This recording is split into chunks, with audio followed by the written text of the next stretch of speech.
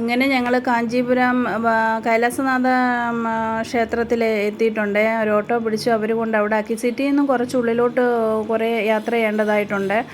അപ്പം അങ്ങനെ തിരിച്ച് പോകാൻ അവിടുന്ന് ഓട്ടോ കിട്ടാൻ പ്രയാസമാണെന്ന രീതിയിൽ അവരവിടെ വെയിറ്റ് ചെയ്യാമെന്ന് പറഞ്ഞു. ഞങ്ങൾ പറഞ്ഞു വേണ്ടെന്നേ, പിന്നെ ഞങ്ങളാണെങ്കിൽ അകത്ത് ക്ഷേത്രത്തിനകത്ത് തൊഴണം, പിന്നെ ചുറ്റിയൊക്കെ ഒന്ന് കാണണം, ഒത്തിരി താമസിക്കുമെന്ന് പറഞ്ഞ് ഓട്ടോ പറഞ്ഞു വിട്ടു.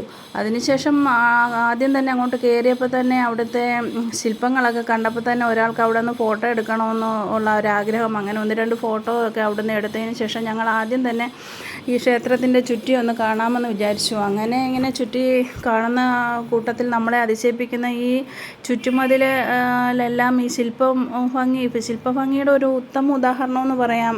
ഇവിടെ വന്ന് കാണുമ്പോൾ ഇതൊക്കെ വന്നിട്ട് വളരെ അതിശയിപ്പിക്കുന്ന രീതിയിൽ ഈ ചുറ്റിനുമുള്ള എനിക്കാണ് ഇതിൽ മനസ്സിലാകുന്നത്, ഈ കാലഹരണപ്പെട്ടു പോയി അതിനെ പുനർജീവിപ്പിച്ചുകൊണ്ട് വരുന്ന ഒരു ഇതായിട്ട് അവിടെ എങ്ങനെ കാണാൻ കഴിഞ്ഞു, പരിസരമായാലും മൊത്തത്തിൽ.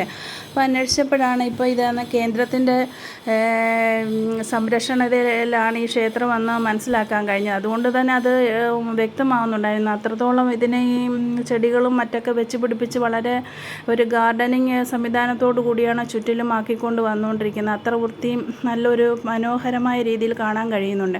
പിന്നെ എന്നെ അതിശയിപ്പിച്ചതാണെങ്കിൽ ഒരു വലിയ നന്ദി വിഗ്രഹമാണ് ഈ ക്ഷേത്രത്തിൻ്റെ തൊട്ട് മുൻപിലുള്ളത്. പക്ഷേ അതിനെ അത്ര ഒരു ദൈവികമായ രീതിയിൽ പരിപാലിച്ചു പോകുന്നുണ്ടോ എന്ന് ചോദിച്ചാൽ എൻ്റെ മാത്രം അഭിപ്രായത്തിൽ ഞാൻ പറയുന്നത് എനിക്കത് അവിടെ കാണാൻ കഴിഞ്ഞില്ലെന്നുള്ളതാണ്. പിന്നെ ഈ 4 വലിയ തൂണുകളുടെ നടുവിലുള്ളൊരു നന്ദി വിഗ്രഹം നമ്മൾക്കാണെങ്കിൽ അത്ര മനോഹരമായിട്ട് തോന്നും. അത്ര ഒരു മേൽക്കൂരയില്ല. അവിടുന്ന് പിന്നെ സന്ധ്യയായി ഇരുട്ട് വന്ന് തുടങ്ങി.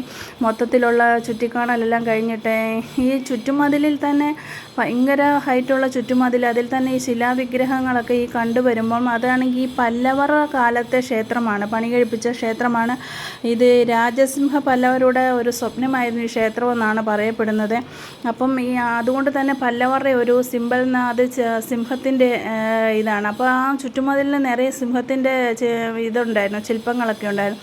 ഇവിടുത്തെ ഒരു പ്രത്യേകതയെന്ന് പറയുന്നത് ദേവന്മാരെയായാലും ഈ നിറയെ സിംഹത്തിൻ്റെ ശില്പങ്ങളുമൊക്കെയാണ് ഇതിൽ നിറയെ കൊത്തി വച്ചേക്കുന്നതെന്ന് ഞാൻ പറഞ്ഞല്ലോ. ഇതിൻ്റെയൊക്കെ മുഖത്തോടാണെങ്കിൽ സൂക്ഷിച്ചു നോക്കുമ്പം ചിരിക്കുന്ന രീതിയിലായിട്ടാണ് കാണപ്പെടുന്നതായിട്ട് നമുക്ക് മനസ്സിലാക്കാൻ കഴിയുന്നത്. അത് ഇവിടുത്തെ ഒരു പ്രത്യേകതയായിട്ട് മനസ്സിലാവുന്നത്.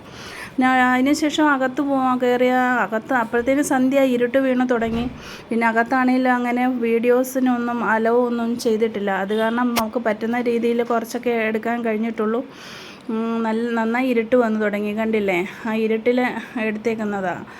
അതാണങ്ങനെ. പിന്നെ ഇവിടുത്തെ പിന്നെ അകത്ത് പ്രധാന വാതിലിൽ നമ്മൾ തൊഴുത് പ്രാർത്ഥിച്ചു. അതിനുശേഷം ഈ ശില്പഭംഗി ആസ്വദിച്ചിട്ട് ഒന്നും പറയാൻ വയ്യ. അത്ര നമ്മൾ ഏതോ പഴയ ആ കാലത്തിലേക്ക് പോകുന്ന മാതിരി എനിക്ക് എൻ്റെ അനുഭവത്തിൽ നിന്ന് മനസ്സിലായി. എന്താണ് അത്രത്തോളം ഈ ലിഖിതങ്ങൾ എന്നൊക്കെ പറയുന്നില്ലേ, അതിവിടെ കാണാൻ കഴിയുന്നുണ്ട്. ഇത്ര വലിയ പടുകൂറ്റൻ ശില്പങ്ങൾ ഈ പാറക്കഷ്ണങ്ങളിൽ എഴുതി വെച്ചേക്കുന്നു.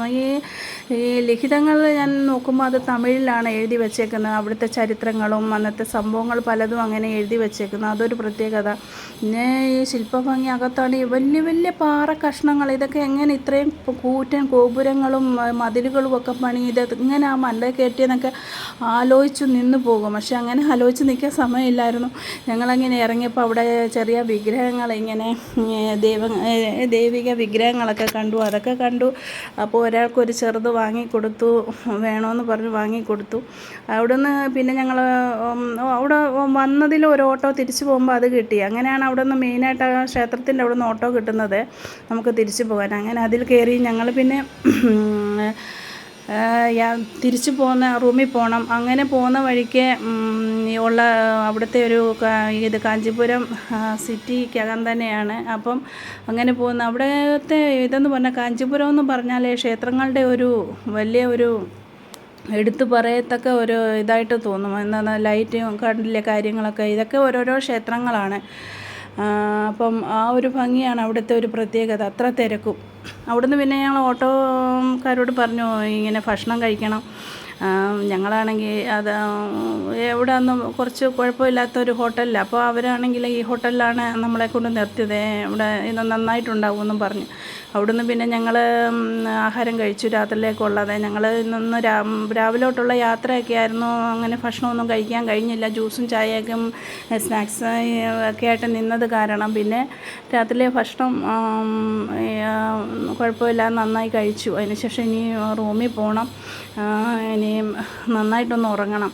അതാണ് ഇനിയുള്ള ഇപ്പോഴത്തെ ഒരു ആഗ്രഹം. പിന്നെ ഈ ക്ഷേത്രത്തെക്കുറിച്ച് എടുത്തു പറയേണ്ട കാര്യമാണെങ്കിൽ ഈ തഞ്ചാവൂർ ബൃഹദീശ്വര ക്ഷേത്രം പണി കഴിപ്പിച്ചത് ഈ രാജരാജ ചോളനാണ്. അപ്പം അവരാണെങ്കിൽ ഈ ക്ഷേത്രം, ഈ കൈലാസനാഥ ക്ഷേത്രം വന്ന് കണ്ടിട്ട് അതിൻ്റെ മാതൃക വെച്ചിട്ടാണ് അവിടെ ആ വലിയ ക്ഷേത്രം അവിടെ പണി കഴിപ്പിച്ചതെന്നാണ് പറയപ്പെടുന്നത്.